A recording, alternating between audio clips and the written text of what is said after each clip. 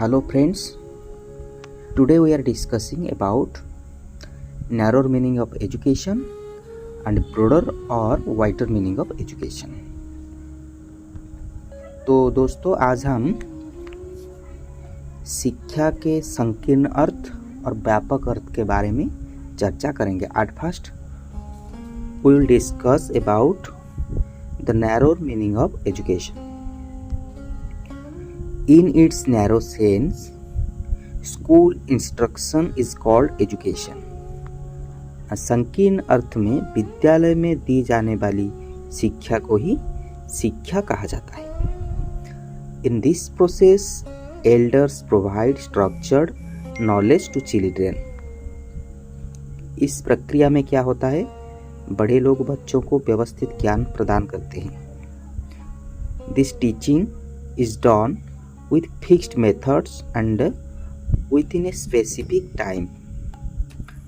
ये जो शिक्षण है ये निश्चित विधियों और निर्धारित समय में दिया जाता है।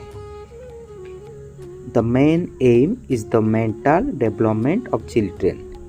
इसका मुख्य उद्देश्य बच्चों का मानसिक विकास करना है। Then we will discuss about the definitions by educationists। Drever कहते हैं education shapes knowledge character and behaviour of the young. Drever कहते हैं शिक्षा युवाओं के ज्ञान चरित्र और व्यवहार को आकार देती है। Then G.H. Thompson says education changes habits, behavior and attitudes permanently। शिक्षा व्यक्ति की आदतों, व्यवहार और दृष्टिकोण में स्थायी परिवर्तन लाते हैं। Then educationist John Stuart Mill says education helps one generation transfer culture to the next। John Stuart Mill कहते हैं शिक्षा एक पीढ़ी से दूसरी पीढ़ी तक संस्कृति को पहुंचाती है। Then S.S. Mackenzie says education is a conscious effort to develop our abilities। S.S. Mackenzie के अनुसार शिक्षा हमारी क्षमताओं के विकास का एक सचेत प्रयास है। Then school-based education। In narrow sense, education is equal to instruction। संकीर्ण अर्थ में शिक्षा का मतलब केवल पढ़ाना है। It happens in schools, colleges and institutions। ये स्कूल, कॉलेज और संस्थानों में होती है। Education starts from school and ends at university। ये जो शिक्षा विद्यालय से शुरू होकर विश्वविद्यालय तक चलती है। It is measured through degrees and diplomas। शिक्षा डिग्री और डिप्लोमा से मापा जाता है। According to John Dewey's view, school provides a special environment for learning। School सीखने के लिए एक विशेष वातावरण प्रदान करता है। It is a planned institution for children development। ये बच्चे के विकास के लिए एक योजनाबद्ध संस्था है। Then the criticism of narrow meaning।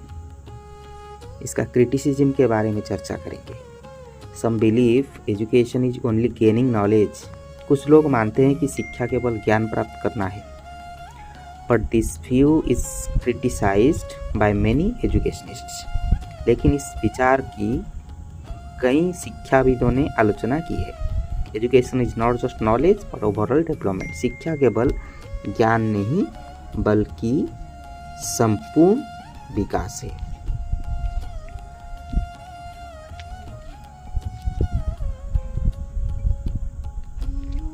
Then we will discuss about the wider meaning of education। In wider sense, education means total personality development। व्यापक अर्थ में शिक्षा का मतलब व्यक्तित्व का पूर्ण विकास है। It includes all experience from birth to death। इसमें जन्म से मृत्यु तक के सभी अनुभव शामिल होते हैं।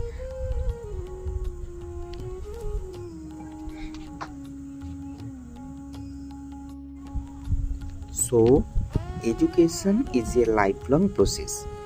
शिक्षा एक आजीवन चलने वाली प्रक्रिया है। Then we will discuss about the definitions. According to Dumbbell, education includes all influences from cradle to grave।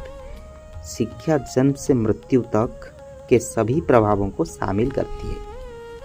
According to John Dewey, education is the means of social continuity। शिक्षा समाज की निरंतरता का माध्यम है।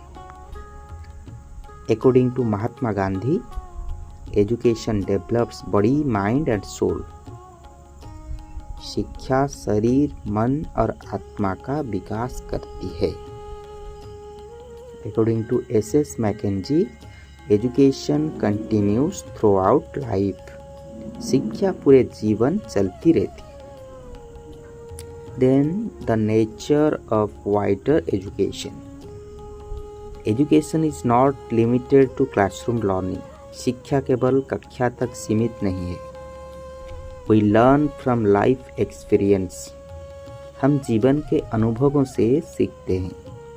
It includes formal and informal learning. इसमें औपचारिक और अनौपचारिक दोनों प्रकार की शिक्षा शामिल है। Life itself is education. जीवन ही शिक्षा है। Then the final concept is education helps us adjust to our environment। शिक्षा हमें अपने वातावरण के साथ संयोजन करना सिखाती है।